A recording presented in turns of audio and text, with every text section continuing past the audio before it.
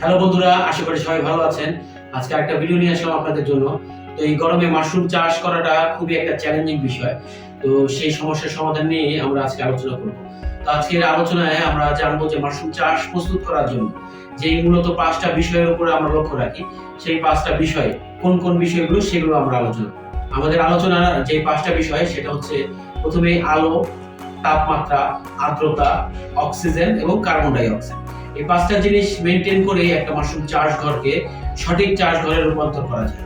এই 5টা উপাদান যখন কোনো চাষী সঠিকভাবে এটাকে নিয়ন্ত্রণ করতে পারে, তখনই আমরা সঠিক ফলনটা সেই খামার থেকে আশা করতে পারি।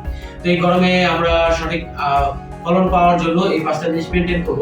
তো আমাদের যে আপনারা জানেন বিডি মাশরুমের ট্রেনিং সেশনগুলো চলতেছে, সেখানে আমরা জানবো রুমের ভেতরে কত লাক্স আলো থাকতে হবে, কতটুকু তাপমাত্রা থাকতে হবে, আর্দ্রতা কত পার্সেন্ট থাকতে হবে এবং সেটাকে কিভাবে নিয়ন্ত্রণ করা যায়, তাপমাত্রাটা আমরা কিভাবে নিয়ন্ত্রণ করতে পারি, অক্সিজেনের লেভেল আমরা ঘরে কিভাবে বাড়াতে পারি, কার্বন ডাই অক্সাইডের লেভেল কিভাবে আমরা ঘর থেকে কমাতে পারি এবং আমাদের কাঙ্ক্ষিত ফলনটা আমরা কিভাবে পেতে পারি, সেই সবগুলো বিষয়ে আলোচনা হবে আমাদের ডে লং ট্রেনিং এ। তো আশা করি এখন পর্যন্ত যারা ট্রেনিং গুলোতে জয়েন করেন নাই, এখন আপনারা দ্রুত এই রেজিস্ট্রেশন করে ট্রেনিং এ জয়েন করবেন। এই মাসেই আমাদের ট্রেনিংটা অ্যারেঞ্জ হবে।